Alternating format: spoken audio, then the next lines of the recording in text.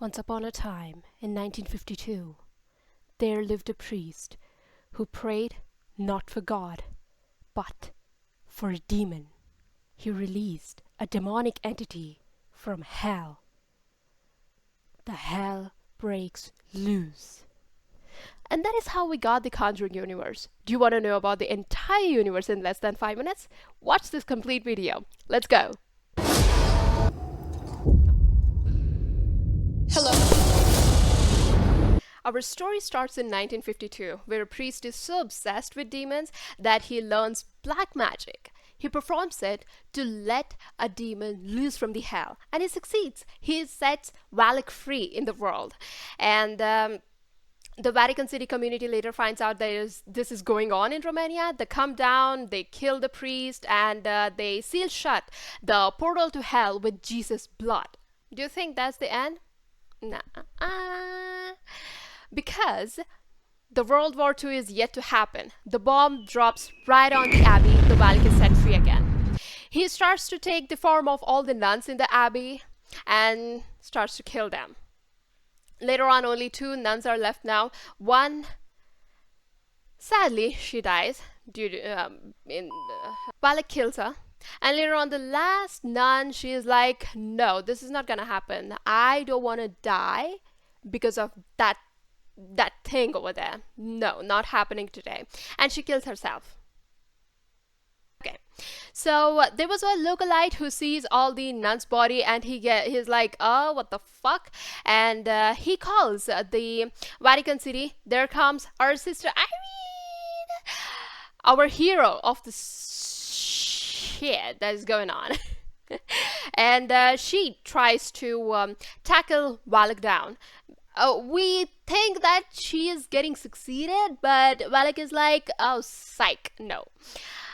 Valak possesses the localite who informed the sister and priest Brooke, and it just doesn't end. We don't have an end for the Valak yet.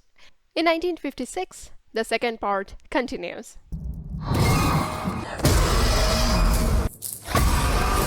The Valak's hauntings are still going on. And now the people wants Irene back because she's the only one who doesn't chicken out after hearing Valak's name. And in this part, they have explained a little bit more about the Valak and its origin. It's a good movie. But to remember, the Valak story doesn't end here because Valak possesses Frenchie, the localite who informed the Vatican City community in the first part. He is still there in the part 2, and he gets possessed, and the nun remains in the world. She is still there. It's still there. The story continues.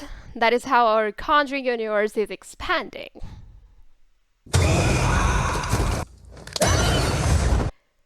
In the midst of 1952 and 56, there becomes one more disaster.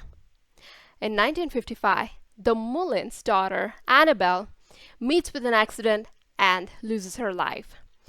The parents were grieving her death, and in the midst, the demon asks for permission to move into the doll, for which they say yes, because they don't know that it is a demon and not their daughter's soul which is asking permission. Later in the movie, the Mullins agree for the orphanage kids to move with them and live with them. That is when Janice wants to dig deeper and find more about the Annabelle. She gets possessed, and Annabelle comes into the picture and the Conjuring universe.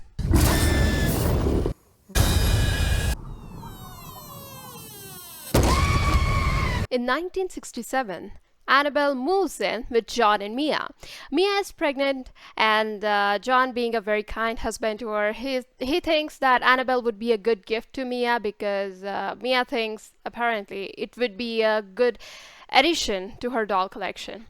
So now they have it, and Annabelle starts her job to possess them, to kill them. So a priest comes into the picture, and Annabelle says, "Get out of the picture." And he gets out.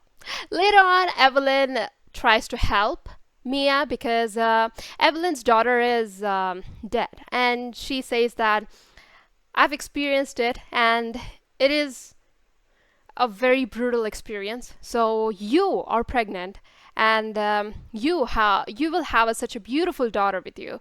So I don't want you to go through the same. So I will save your family. And Annabelle takes Evelyn's life, and the movie ends there. But the hauntings don't. The Conjuring Part 1. In 1971, the Perron family were tormented by this demon called Bathsheba. Bathsheba was a witch who lived on the land, and she also sacrificed her child to the Satan. And now she's a demon and is after the Perron family. She possesses the Carolyn, the mother, and she tries to kill all her 5 kids. That is when Ed and Lorraine comes into the picture, saves the family like the heroes they are. 1971 is the timeline not only for The Conjuring Part 1, but also for The Annabelle Comes Home. Nothing's a toy. It's safer for these things to be in here than out there. Sometimes it's... Oh no. Judy, Ed and Lorraine's daughter, she has a babysitter, and babysitter wants to wreck everything up. She goes... Oh my god. I just saw my reflection over there. I'm scared. So, Judy's babysitter goes to the place, the room where all the haunted artifacts are kept in the Warren's house. She goes there and looks at the Annabelle doll, which is locked up in the cage, and says, positively do not open. Yada yada. She touches it, and the hell breaks loose. And everything, the entire night, all the 3 girls experience all the demons which are kept away, which are locked away, and with warnings. But because of one stupid move, they have to face the consequences, and they do. And it is worth the watch. The Conjuring 2 in 1977. Falling in love with you. Now Ed and Lorraine Warren are not just sticking to the eastern side of the US, but wanna go international. They go to the London to help this family who is haunted by Bill Wilkins. Or are they? Because a 72-year-old man's voice is coming through a 11-year-old girl. How is this possible? There's the catch. Valak. Valak is using Bill Wilkins as a cover.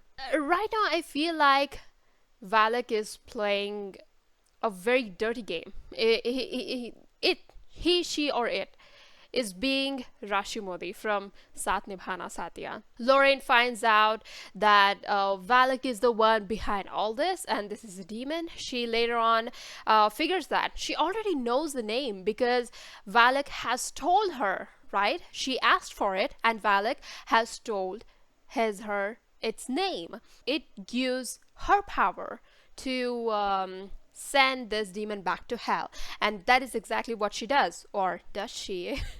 Lorraine initially starts to have these visions that Ed will die if they help this family, but that was all to just feed on her fear, which Valak succeeded at first, but later on Ed and Lorraine Warren won and saves the family.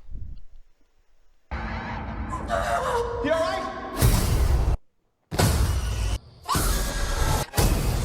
We know and have seen that the court accepts the existence of God, but this time it was different. The court has to agree to the existence of a devil. In 1981, Arn Johnson was accused of murdering his landlord by stabbing 22 times. But when he was presented in front of the court, he said, "The devil made me do it." Ed and Lorraine comes into the picture to help us understand what's going on. Arn wanted to help his girlfriend's brother, David, who is now possessed by a demon. Then they discovered that there was a woman named Isla who made deals with the demon. She will claim souls to complete her ritual. I'm talking about satanic rituals, sacrifices, the whole demonic subscription package.